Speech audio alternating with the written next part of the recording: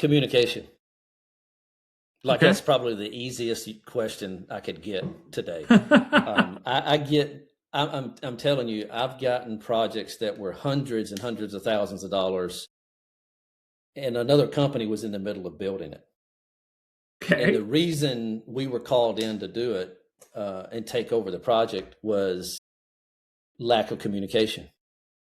And some of these companies were doing phenomenal work. It was great work. It was just just the lack of communication with the customer. And you cannot communicate enough. And I've heard people say, there's, you can get caught up in the weeds and communication and that sort of thing. Have you ever wondered how successful architecture, engineering, and construction companies scale their business? Or have you ever wanted guidance on how to get more growth, wealth, and freedom from your AEC company? Well, then you're in luck. Hi, I'm Will Pruitt. And I'm Justin Nagel, and we're your podcast hosts. We interview successful AEC business leaders to learn how they use people, process, and technology to scale their businesses. So sit back and get ready to learn from the industry's best. This is Building Scale. Hey listeners, it's Will here. Our mission is to help the AEC industry protect itself by making technology easy. If you've ever listened to our show, then you know that the three pillars of scaling a business are people, process, and technology. So if you suspect technology is your weak link, then book a call with us to see where we can help maximize your company's IT and cybersecurity strategy. Just go to buildingscale.net/help. Today at Building Scale, we're joined by Mike Pruitt. Mike is the founder of Masters Landscape Design, a design-build landscape company he launched in Nashville in 2006. With more than 25 years of experience in landscape construction, he's built a reputation for blending creativity, craftsmanship, and deep appreciation for the outdoors. Growing up on a small farm in Virginia and graduating from Virginia Tech, Mike developed an early passion for creating spaces that connect people with nature. In addition to growing his landscape business, he's been actively investing in real estate since 2019, building a portfolio of commercial and residential properties across Tennessee and Kentucky. Mike's construction background and eye for design have helped him identify opportunities and create value both in business and real estate. Outside of work, he's pursued a wide range of passions, including performing music in Nashville's Lower Broadway, which I got to enjoy last week. And he also has a pilot license, so he can take to the sky. Above all, he's a servant leader who's passionate about helping others, seeing them succeed while continuing to build his businesses, properties, and relationships that are going to stand the test of time. And we're going to talk a lot about building shadows from trees. I'm sure we'll get into that, Mike. But with all that said, Mike, welcome to the show. Thanks, Justin. Thanks. I appreciate that. And Will, appreciate you guys. Yeah, absolutely. So obviously I gave this nice introduction for you, but tell us the real story. Tell us your origin story into the construction space, and then let's talk about Masters.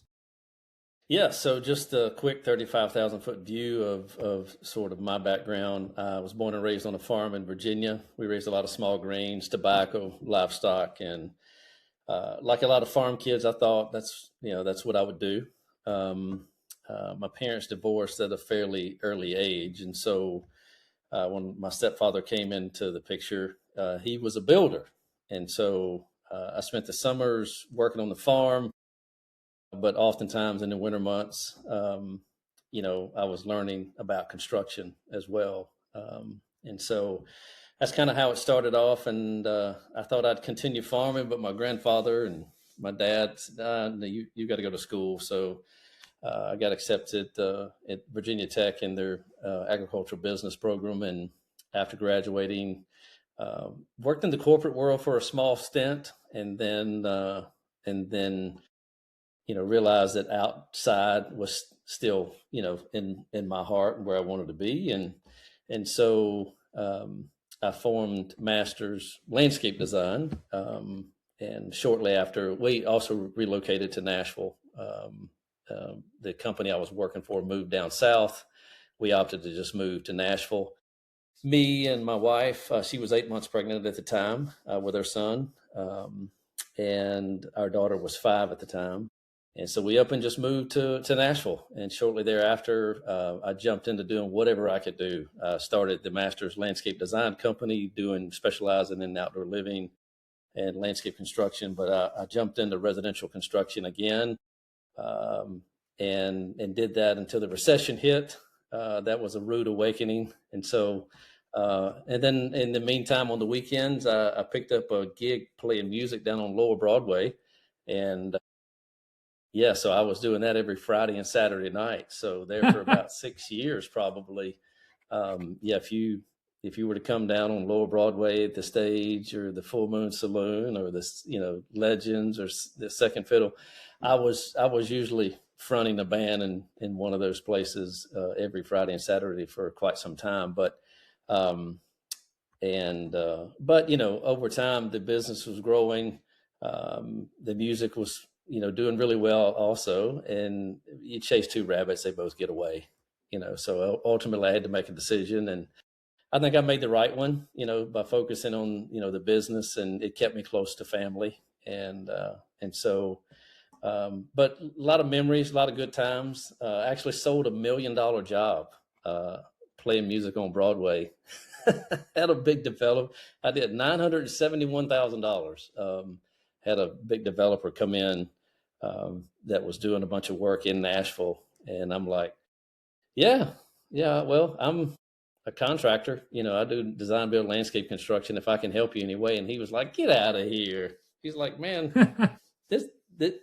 Are you serious? And I was like, yeah. He's like, man, I thought you played music like all the time. I had no idea. And I said, no. And so they reached out like the following week, and it turned into, a pretty big commercial job for us. So, wow.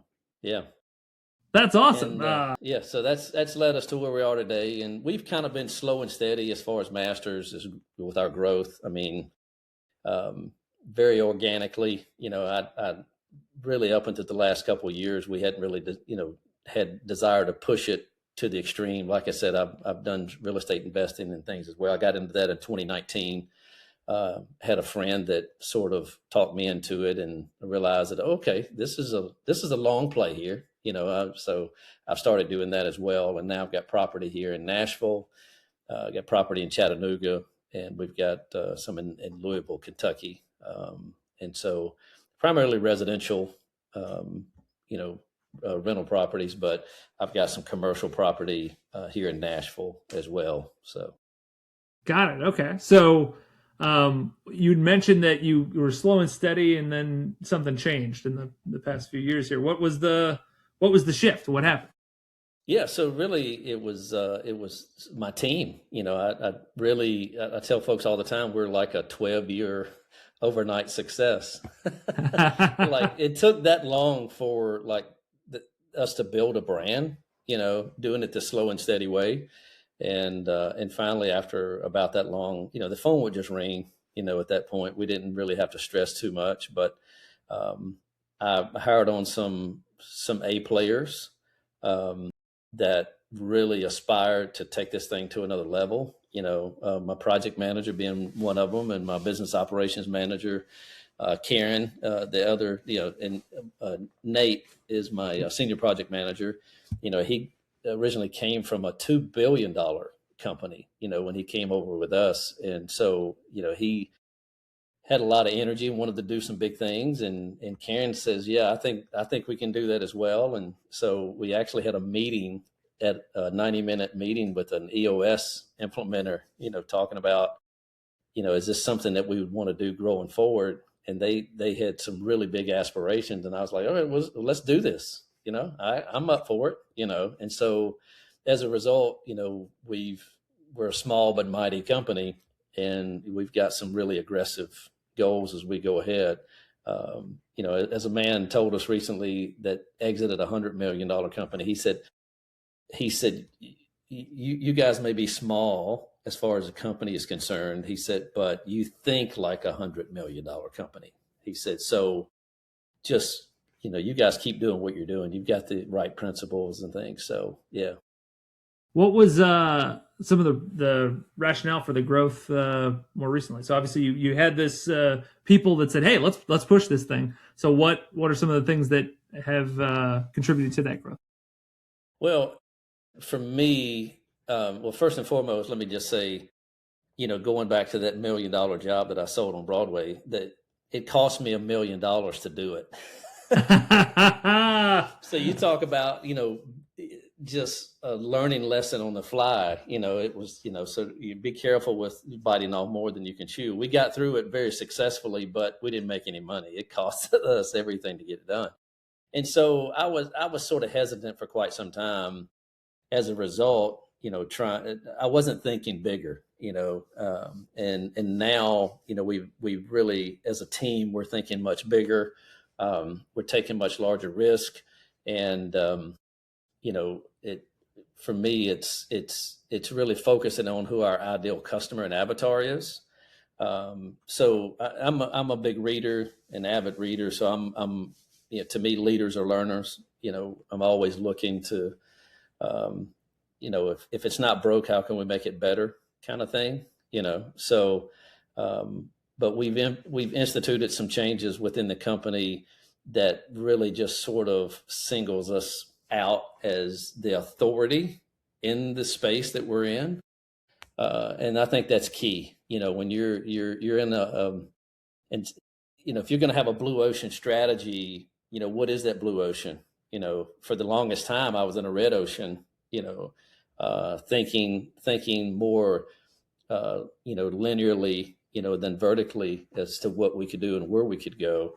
And so now we're thinking more along the lines of what we can do to become, part of that blue ocean, if you would, with only having my desire. And I said this before, my desire is not to have 30 or 40 competitors.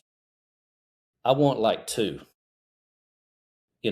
based on the type of work we do, and so I'm a licensed general contractor as well. So the beauty for our customers is they get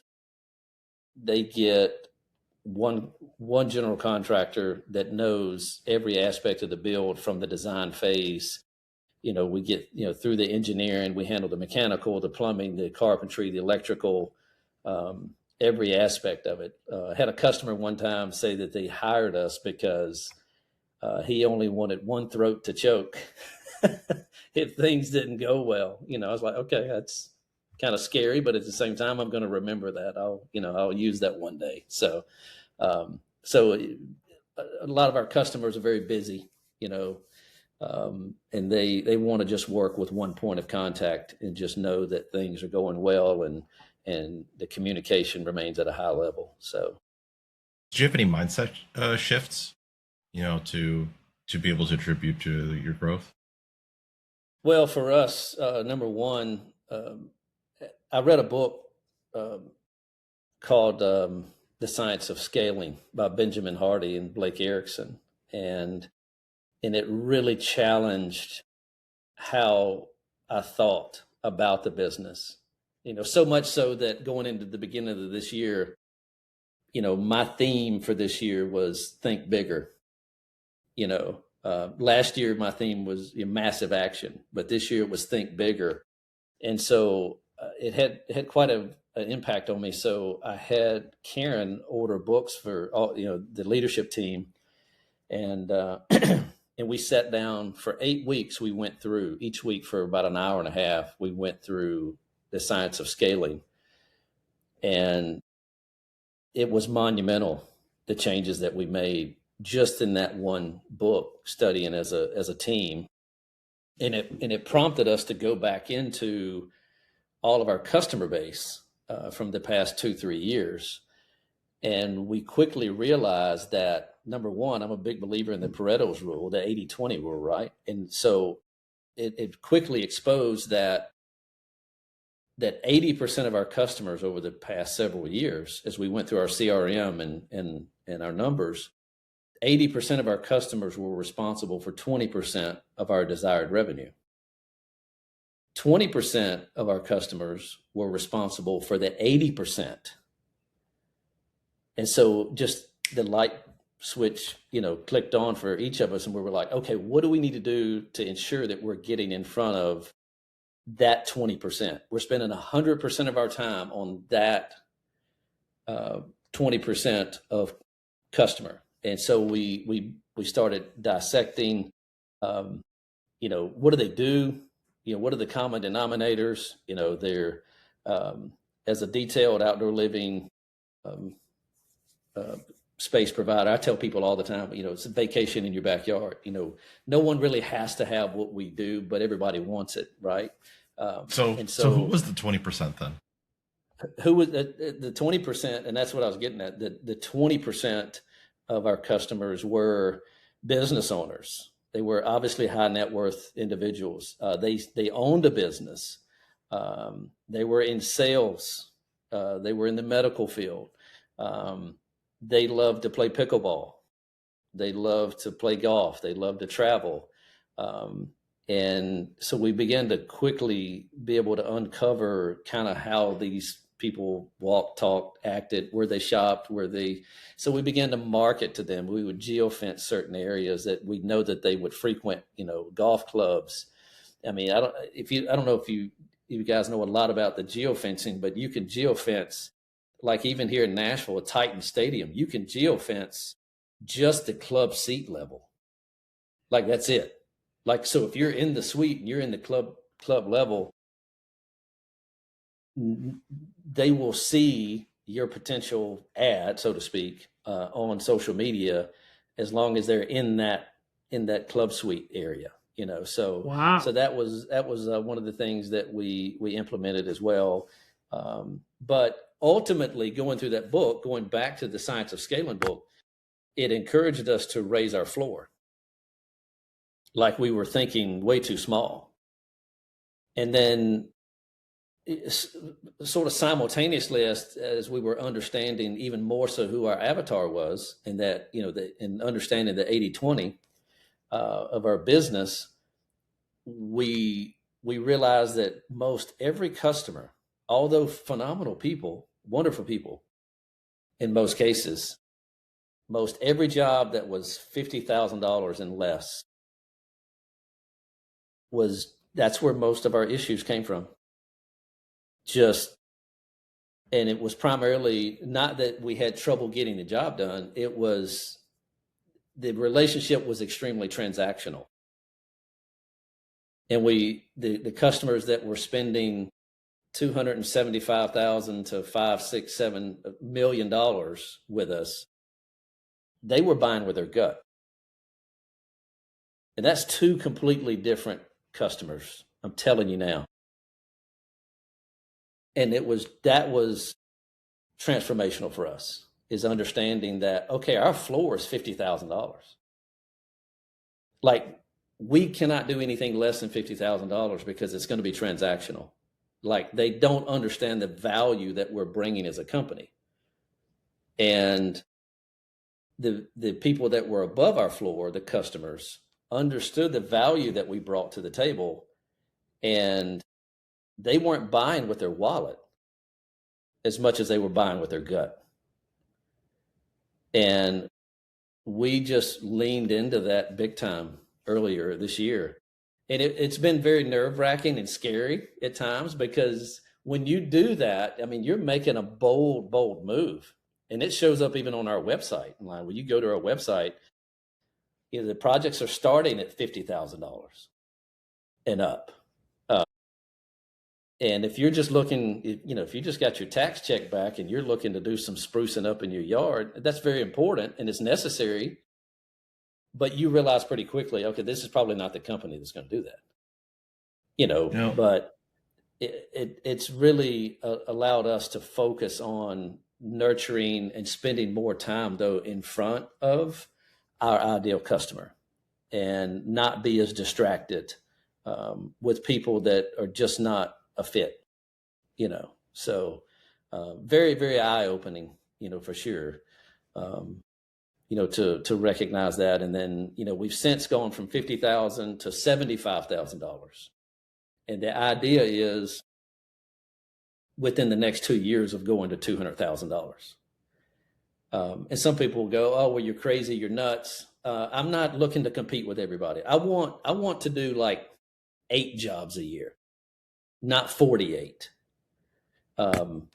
And so it's just the path that we have chosen to focus on, the higher ticket item, more specific, niche type work, to where we only have a couple of companies that we're really competing with to do some of this high level work and be able to handle every bit of it, all of it, as far as that's concerned.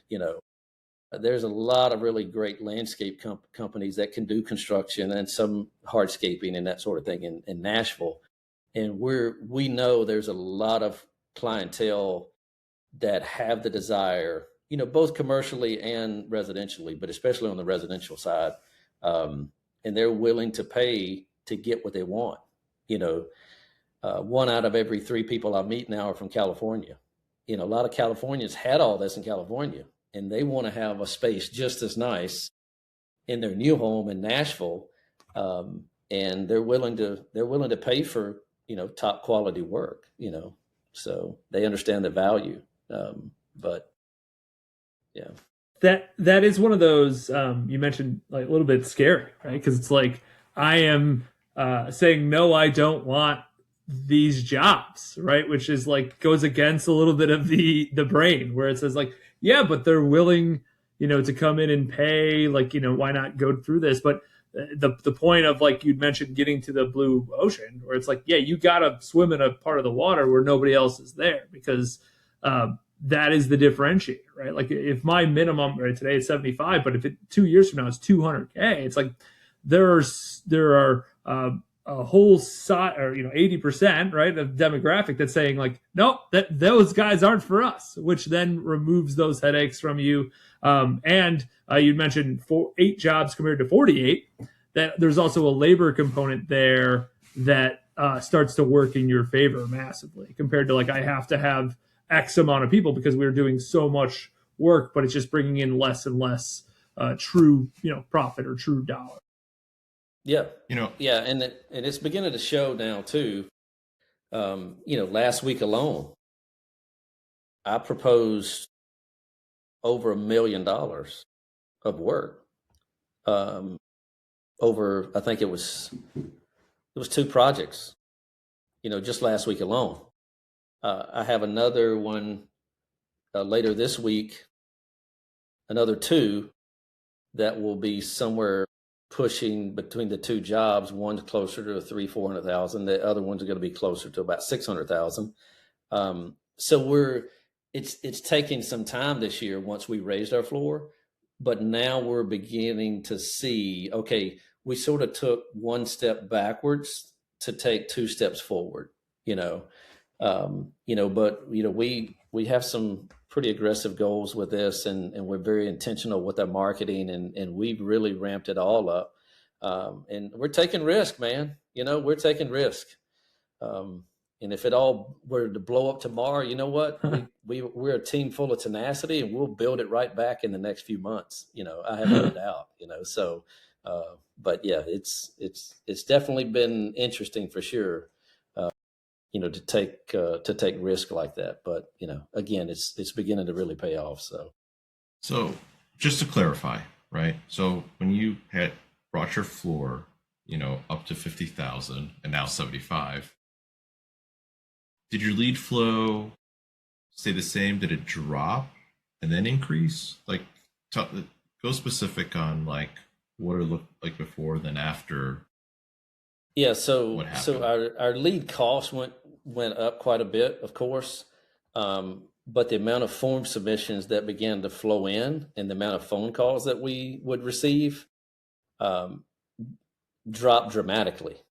But the beautiful thing is, the ones that are coming through, that get through the discovery call to begin with, they're absolutely our customer. So we're not having to weed out a lot of people that are just not our customer to get to them. Now we're able, so the phone rings a lot less we get a lot less leads in, but they're also qualifying themselves, or disqualifying themselves from the get-go when they get on our website, and see, okay, what it looks like. And we're going to be further enhancing that, by the way, with video. We're going to be making a lot of changes to our website to where you'll see what it looks like this is what it looks like to work with us. As a design build company, you're going to need to work with one of our design consultants to create a written goal of sorts as far as a plan. Our projects are, they start in this $75,000 range and go as much as $1 million or more on average. So we're really going to be putting it out there in a video form to get people a real understanding of what it looks like to work with us. It's kind of from the, Donald Miller's story brand, right? The book, but also Marcus Sheridan, They Ask You Answer. That was a really good book of where they talk about, creating the video, to make it clear what it looks like working with you and your company. So those are going to be some things that, that we're going to be implementing as well to simplify it, So I think those that solve the highest level of the problems in business are rewarded at the highest level. And, again, are you creating value at a very high level, And so that's what we're trying to do. You can go to McDonald's and get a meal pretty quick if it's all you're looking for. But, if you want to, you can go to Henrietta Red, right? Or Ruth's Chris, if you really want to have an experience, a steakhouse like that. But it's a completely different, it's an investment, when you do. So, yeah, we're no different. But although we still have people that reach out to us that are not a fit, we don't just turn them away. We have a network of really highly qualified, service providers in the landscape side of things that almost are counting on us to feed them work, and I appreciate that, a great deal as well, because they know if we get a project that doesn't fit our criteria and who we are and fit within our floor, that we're going to refer it to them, and so, but likewise, if they have a project that's just way outside their range, and they're used to just putting in the irrigation, or, now all of a sudden this customer wants a pool house with bathrooms and outdoor kitchens and living areas and what they want to build onto their house, they know to do a quick toss, right over to us as well, so, yeah. So we definitely still help the customers. The bottom line is, I'm in the people business. We're in the people business. We just happen to do the work that we do really well. But first and foremost, we're people centric, people focused. So what's what something Zig Ziglar said, if you help enough other people get to where they want to be in life, God will make sure you get what you want in life, and I'm a huge believer in that. So what's something that a company that it has the same capabilities? So it's not that they're just doing irrigation systems, but they can do all the builds. They can do all those things. When you either somebody used them and then they came to you, or they're looking at the market, what's the thing that those companies are maybe missing that you have now really either doubled down on, or that you guys are doing that you aren't seeing the rest of the market doing? Communication. Okay. That's probably the easiest question I could get today. I'm telling you, I've gotten projects that were hundreds and hundreds of thousands of dollars, and another company was in the middle of building it. Okay. And the reason we were called in to do it and take over the project was lack of communication. And some of these companies were doing phenomenal work. It was great work. It was just just the lack of communication with the customer. And you cannot communicate enough. And I've heard people say, there's, you can get caught up in the weeds and communication and that sort of thing. But case in point, we had a staff meeting a while back, and my senior project manager is one of the best communicators I have ever been around, in my business or outside of it. And I ask him, one of our core values is communication. And each week we talk about one of those. One of our core values, our entire team knows our core values. They're not cliche. And oftentimes we're talking about communication and then how someone on the team used it really well, and how just an example of communication, out in the work world, Monday through Friday. And I asked Nate, I said, Nate, you're a phenomenal communicator. When is the last time you ever had a customer say, Nate, I'm good. I think you've told me enough. I don't need any further communication. I'm totally good. He laughed and he said, never. I said, never in your 30 plus years of doing this. And I looked at the rest of the team and I said, this is the point I'm trying to make. If you're willing to communicate with a customer, they are willing to listen. And that's one of the biggest, probably one of the topics the most that comes up with work that either we get oftentimes, and sometimes people will pay us more for our work because we communicate it so much better than other companies. So again, it's establishing that comfort level with a customer. If you can tap into that comfort level and they have a soft pillow at night, which is very important to me because I have a soft pillow at night. If they have a soft pillow at night and they trust you, that makes for a beautiful, beautiful working relationship.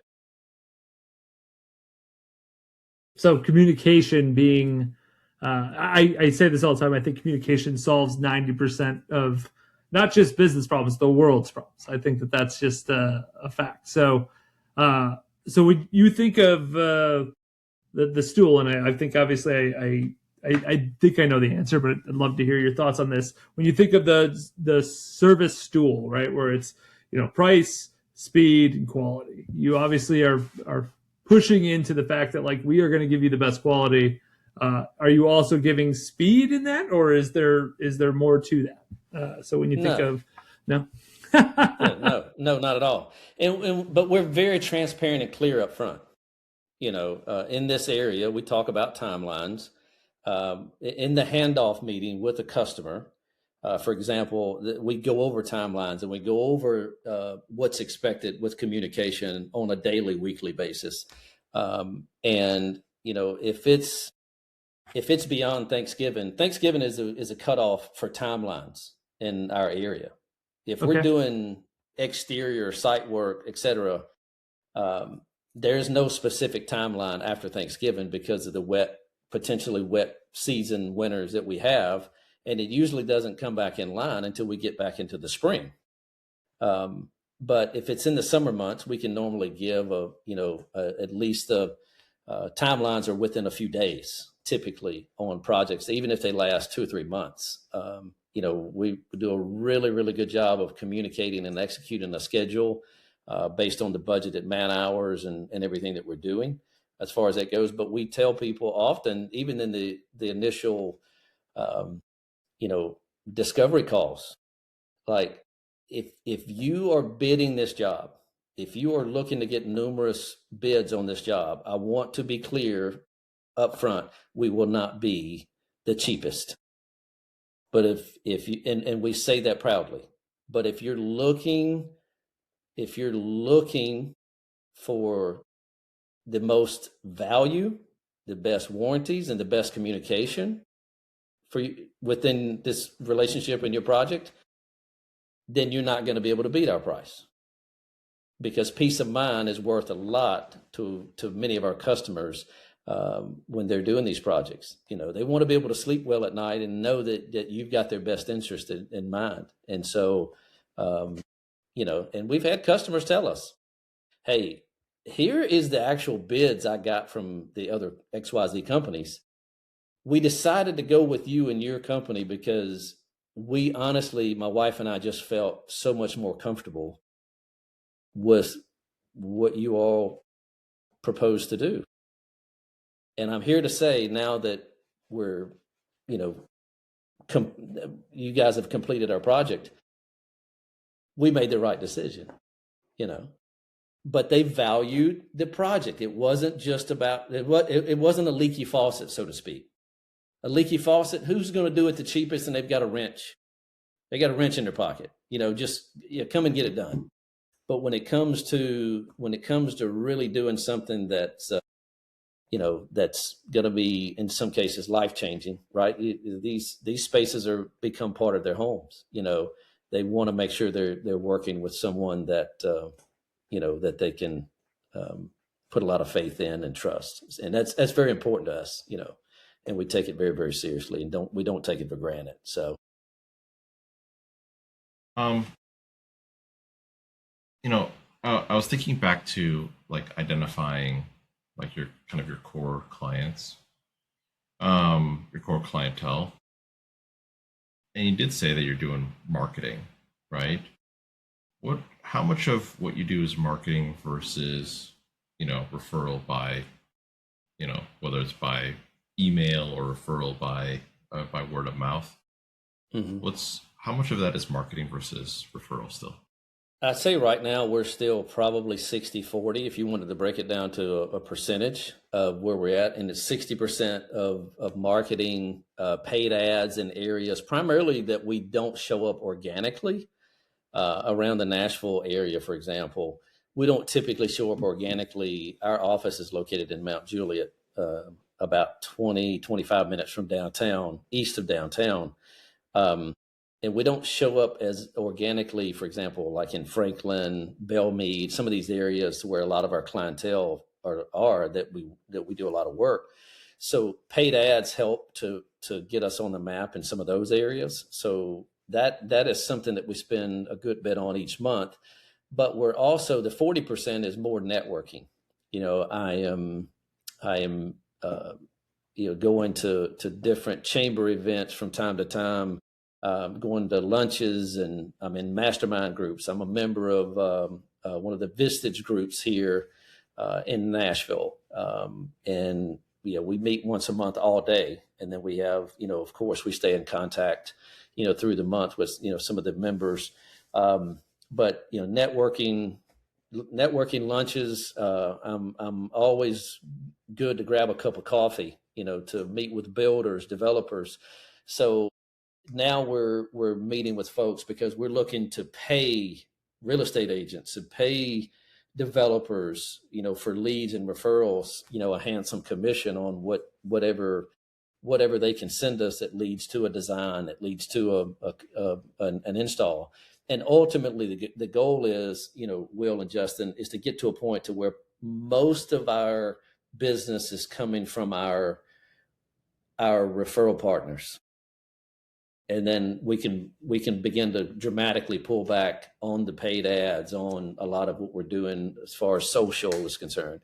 We don't do any like paid social ads on Facebook because our ideal avatar is really not on Facebook.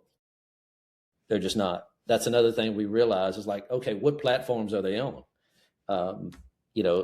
Somewhat on Instagram, yes, but very little on Facebook, as far as that goes. So that's kind of been where we're at, currently with our marketing. So, kind of when I think about it, your ideal clients who you're working towards requires having great people. Yeah. Right.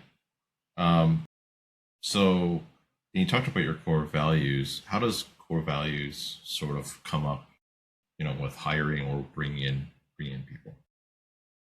Well, we're all about culture, first and foremost, as a company, and culture can be difficult to put into place or to protect unless you put it into place properly. I think as a leader of a company, of any organization, I have to put the culture into place as to what it looks, walks, talks, and acts like. Once I put the culture in place and begin to hire for culture, the team will then take that culture, if I've done my job correctly on the front end, and then they will go to the customer with the culture. They will begin to build an organization around that culture, and then hiring is much more easy when you have a good culture and you're looking to bring in new people. and they recognize that you do have a great culture, and how important it is, how important your core values are as a company, and how, we have a huge banner in our shop when we have our staff meetings every Monday morning, and we go through. You can go to any one of my team members, at any given time, out in the field, in the office, whatever, and go, hey, what's your core values? PIPCAL, professional, integrity, passion, communication, adaptable, loyal. They know what they are. And then, of course, the definitions for each and every one of them, we go through each week, and we'll pull out an example of how someone exemplified one of the core values. And so I think your A players that are looking to come to work with a company are really going to resonate with that, right? Whereas a B and C player, they maybe not, they're not going to appreciate it near as much, So it's also why we hire for outcomes and not just with a job description. And what I mean by that is, if we're looking to fill a position, hey, this is for a project manager. Project manager must learn our CRM estimating software, within the first 30 days. They must be able to build 2 teams of 2 additional construction crews, 3-man crews in the first, 120 days.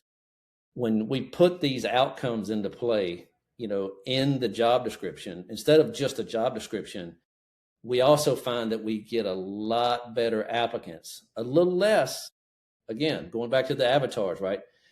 As far as the customers, you get a little less coming through, but what you have coming through is a higher quality, because your A players are going to see that and go, well, I could do that in 90 days. I don't need 120 days. They're up for the challenge. Whereas a B or C player may go, well, I like the pay and the job title, but that sounds stressful. And they'll keep scrolling, and they'll keep scrolling. So that's been a big hit for us, hiring for outcomes versus just, on a job description and a pay rate. So that's super smart, because not only you're asking for, can you do X, Y, and Z? Do you have these qualifications? But you're saying, like, hey, within this time frame, you need to be able to do this. So it makes it so much more concrete, right? Like, where if you just look at a bunch of, here are the requirements for the job, it's like, yeah, I can do this one. I could probably figure that one out. Oh, maybe I got this one. Oh, I don't have that one, but I have all the rest of these. But this is like, hey, within this time, you have to do this. That's super smart. I love that. I've not heard that. Yeah. Yeah. I mean, it's just, and it makes it so easy as well. If you hire someone that isn't a fit and it begins to show up, 30, 60 days out, it makes the conversation so much easier. It's not personal. Like, here's the outcomes, it's not being met, as far as that's concerned. So, but we also couple that with the culture index. Okay. Doing personality profiles in the culture index is phenomenal, at just letting you know this is the fingerprint of the individual that you are about to bring in. And so much so, if we're even remotely considering them now, before we even have a detailed conversation in the interview process, we have them take the culture index first. How soon or after, like, the initial interview, do you have them take the culture index? Well, if we get like a resume in, for example, for someone that checks several boxes, from an ability and qualification side, then usually it's pretty quick. We can look over that and just, at that point, we'll reach out, maybe have a Zoom call with them and say, okay, just short and sweet call and say, look, we're going to send you, the culture index, get this taken care of as soon as you can. And then, we'll be back in touch. There's no promises, there's no whatever, and there's no right or wrong answers in this culture index test, but it really just kind of helps to see, okay, like, for example, I was labeled as a trailblazer. you know, I I can sell a ketchup popsicle to a woman wearing white gloves, right? I'm wide open. I'm very That's the aggressive. best. I am like you shot me out of a gun. I am not organized. Like, so my organization shows up on that culture index as like in the gutter. Like, I am, if there's 5 desks in a room, you'll probably pick mine out pretty quickly because it's got something left on it. I'm just not that organized. I'm not messy and dirty and whatever else, but I'm just not organized. I really need someone, and that's where I'm vulnerable. Is I say, look, I have to have someone to do the scheduling. If you're counting on me to put it on the schedule, I'm over here doing something else. I'm already doing something. I need someone else that can do that part. So that's where Karen or our executive assistant comes in to take care of that part. But also, yeah, I've got someone that manages all that, that's extremely organized. They may be very introverted, but one of their highest traits is organization. And I'm like, yes, we can work together. Don't worry about the other parts, and being a visionary and being able to be extroverted and get out here and shake hands and kiss babies and do all that kind of thing. Yeah, you do what that you're good at. I'll handle this other part. And I think people who get married probably ought to take culture indexes long before they ever get to that part, just to kind of see who they're about to. No joke. Me and Mike, I was just in Nashville. We had a dinner, and one of the people at the table said the first date that they had with their now wife, he did a culture index on her. And during the date, he was reading through the results of said culture index, and then obviously explained his and all that, which is crazy to hear this. Certainly when I was thinking about it, but like seriously, it's like. He said, it's like, even today, the problems that we have, they're so obvious because of the difference. So wild. So I agree. I should. Well, I'm not going to ask my wife to take personality tests. We're 11 years in, and at this point, that's a bad idea in my situation. But yeah. Very interesting. I know. We did the culture index, so I very much like the philosophy around culture index.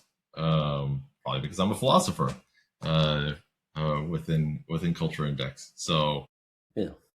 But I'll also say lastly, to that, when you talk about hiring and whatever, we're about culture, but I'm big on standards. Okay. I love what Dan Martell said. We don't rise to the level of our goals, but rather we fall to the level of our standards. Standards go a long way with me.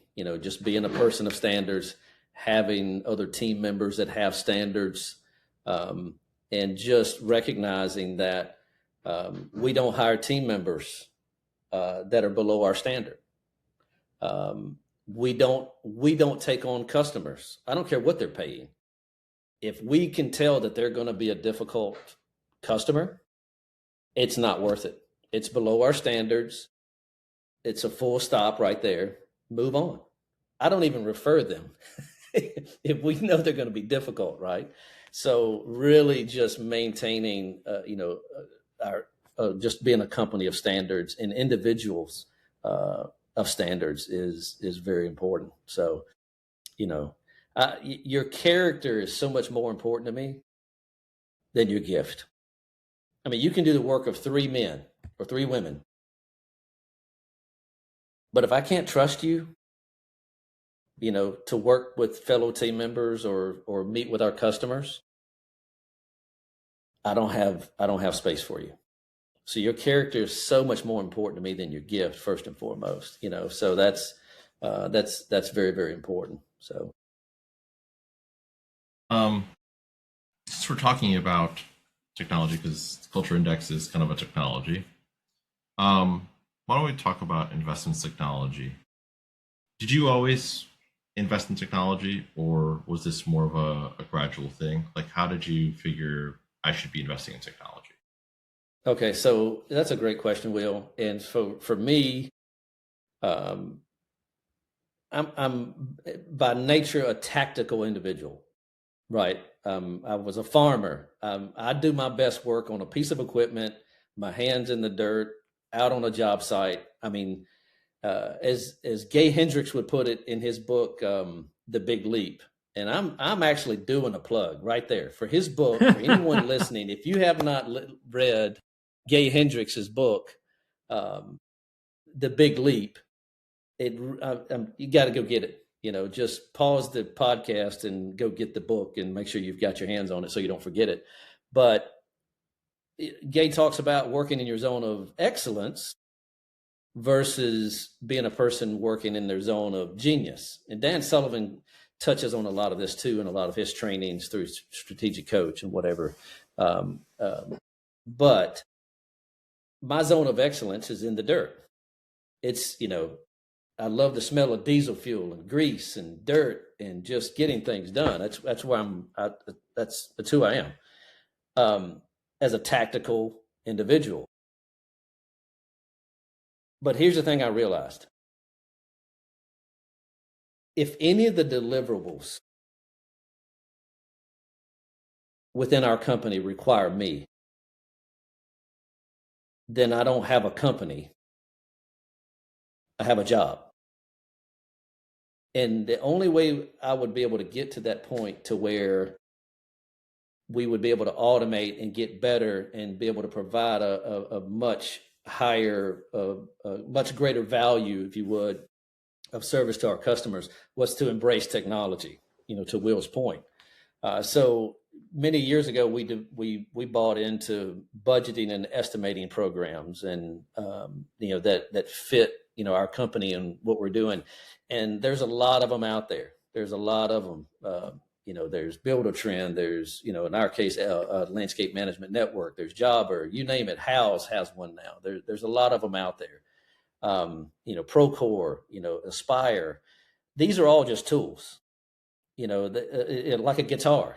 It's only going to be as good as whoever's playing it, right? You've got to become really good at implementing and putting things into place with these tools. And so we were very successful with implementing software and utilizing that to where we had guys clocking in and out, using the software on their phones. We could track jobs. We do our job costing now through, said software to where our reporting is much cleaner, much simpler. And if you can't or don't measure it, you can't track it. You have no clue what you're doing. So these have been beautiful for the last 10, 15 years for us. But here, as of late, we've really begun to adopt more and more of the AI.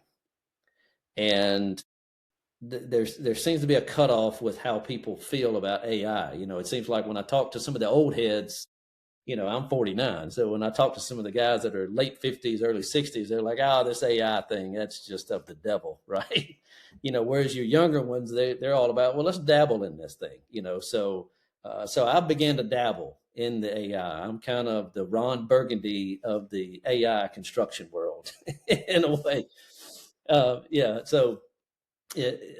So for me, and our team, we really sat down and had some deep dive conversations about AI. And here's been the result for me in our company. Number one, I don't believe AI will replace people.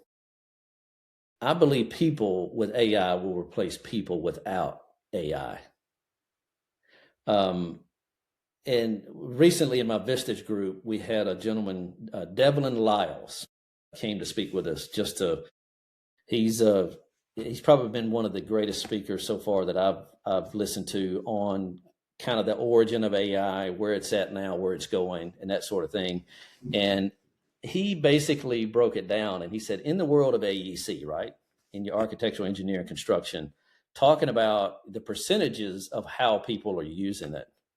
And it was mind-numbing to me. He said, some of you think that you're at the beginning or in the middle of a 5 to 10 year curve with AI. and you think you're behind, how many of you think you're behind as a result? We all raised their hand. It's like 16 CEOs in the room. And he said, you're not in the middle of a 5 to 10 year curve. He said, you're in the beginning of a 10 to 15 year curve. You're in the beginning. And the statistics were like 27%, I think, as a whole of firms in construction just, again, touched on AI in some form, shape, fashion, whatever. There was less than 1% of construction companies across the board that had integrated AI into their organization with how they operate on a daily basis. We are part of that less than 1% as of right now. And this was a 2025, 2026 poll. And I've got some slides from him that I'm more than happy to share with you guys as well that shows a lot of this stuff. And then he said 79% of construction companies, architectural, engineering, construction, 79% haven't instituted any of it. Shy of just, I got on ChatGPT one time and asked it a couple of questions. But 79% of companies in our spaces right now. So he said, you're early. You guys are early adopters. He said, just keep using it. And essentially, going back to the guitar theory, he said it's going to get to the point that it's not about the AI. It's not about the platform you're using. He said, even when you do get on AI, if you're on ChatGPT or Claude or whatever, use the lowest thinking model, not the highest thinking model. He said, use the lowest thinking model because there's only a 12% separation from using the lowest thinking model to the best thinking model. He said, but you guys are going to see this in the near future.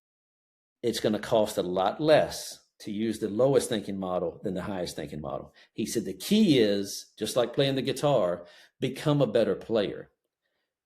Learn to use it better.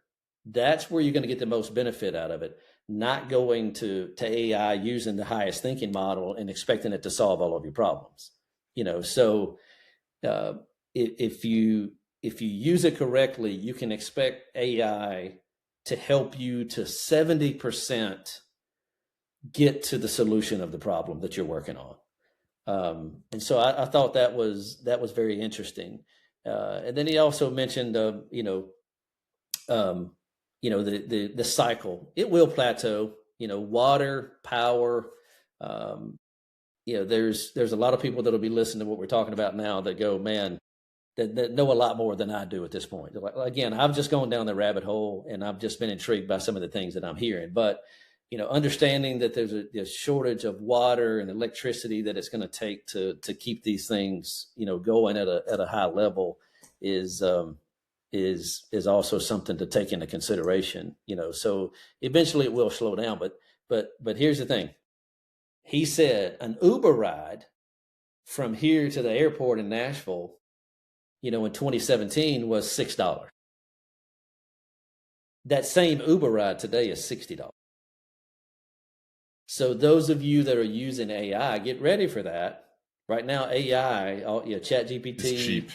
It's cheap. He said, use all the plumbing in AI as much as you can, because once you get to that enterprise level where you're beginning to pay $100,000, $200,000 a year on the low end, it begins to get expensive really quickly. And so we've been doing just that. We are on the Claude platform as a team. We have a team account, and we're using the plumbing. And then also we're beginning to dive into agents even more as well. So agents are going to be really, we can already see that. The writing on the wall, agents are where it's going to be.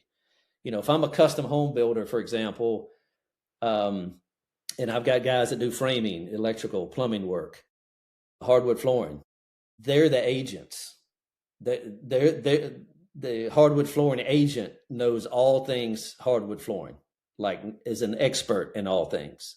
whereas right now, Claude would essentially be the custom home builder. They handle, a platform that has all these things, but your agents specialize in certain aspects of what you're doing. And so we're in the process of building custom agents as we speak, to help us better do what we're doing. Because I shared with both my estimator and my business operations manager recently, I sat down with them individually and I said, listen to me. You are Blockbuster to Netflix right now when it comes to AI. That's the bad news. The good news is we're talking about it now, and we can fix this. We can work through this and create agents and create a system to where you're still going to be computer facing, but you're going to be directing agents. You're going to be directing AI and how it needs to go and what it needs to do within the organization. And you're going to get 5 times the things done versus where you're currently at now. Because those are the people that the people that are in those types of positions that are computer facing that don't adopt, they're the ones that AI is coming for first. And I could see it. I could see it from an estimation standpoint. I could see it from a office manager, business operations perspective as well. And so we're doing those things right now to embrace AI, to make them better at said jobs, to make us that much more efficient. So, and it's working. Well, I love the perspective, and this is going just looping back to speed and being able to speed up what you're doing. This is definitely the way to do it. Well, like Devlin said, he said in the 1970s when Excel came out, we had 750,000 accountants. And I may get these numbers a little bit wrong. Hopefully if Devlin hears this, he doesn't sue me for it, right? But I think I'm close. There's 750,000 accountants handling like a population in America of 250 million people.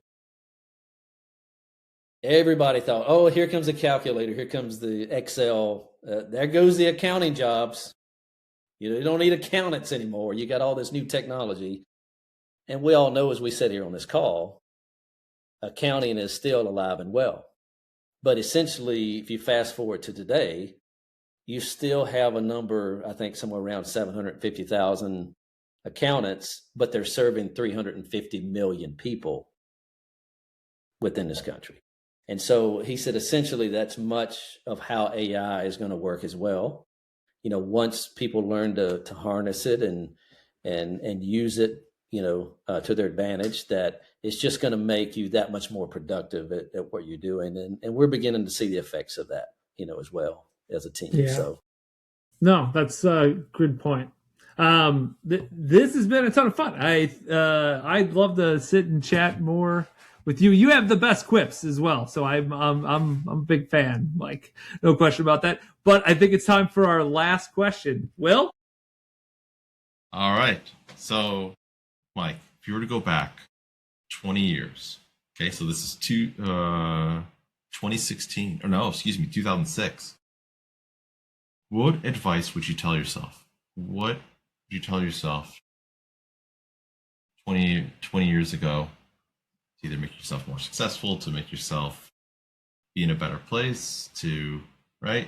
Because, look, we know everything that we know up until this point. And I'm sure there's some regrets, right? Or maybe some learning lessons you wish you had learned earlier. What will that be? Yeah, I think that's a great question. It really is. And for me, I'll take wisdom over money all day. And you give me enough wisdom, obviously the money and anything else is not going to be an issue, right? But I think in all sincerity, knowing what I've gone through and the difficulties and the low times and being in the valleys, but being on top of the mountain, I would tell my younger self, if I went back 20 years, I would say simply everything,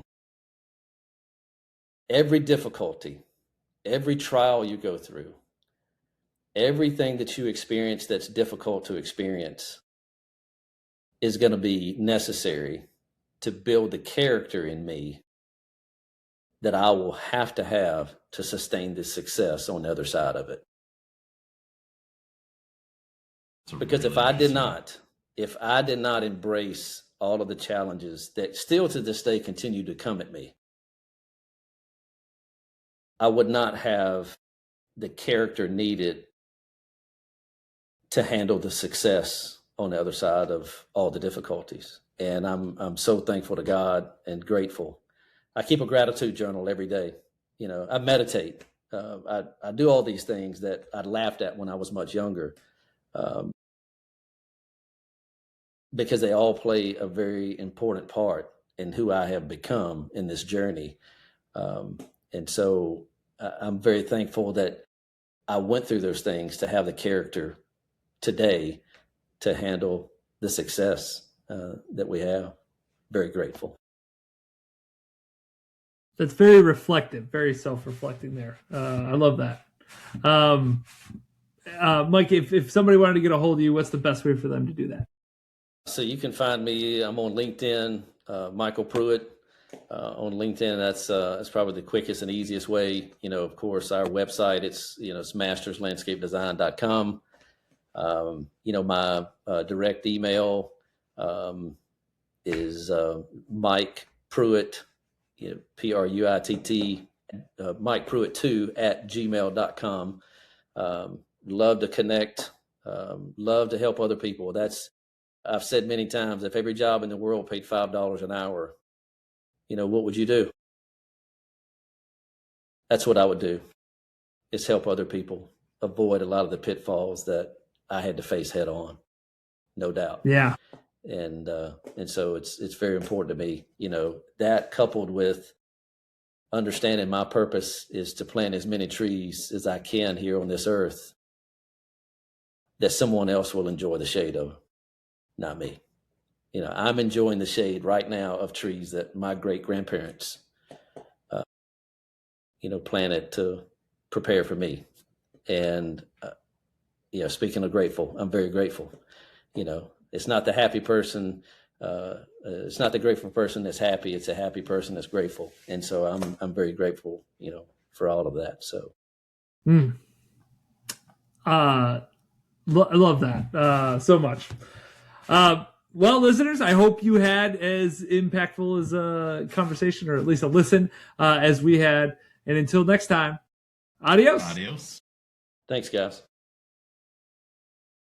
Thanks for listening to Building Scale. To help us reach even more people, please share this episode with a friend, a colleague, or on social media. Remember, the 3 pillars of scaling a business are people, process, and technology. And our mission is to help the AEC industry protect itself by making technology easy. So if you think your company's technology pillar could use some improvement, book a call with us to see how we can help maximize your IT and cybersecurity strategy. Just go to buildingscale.net/help. And until next time, Keep building scale. Scale.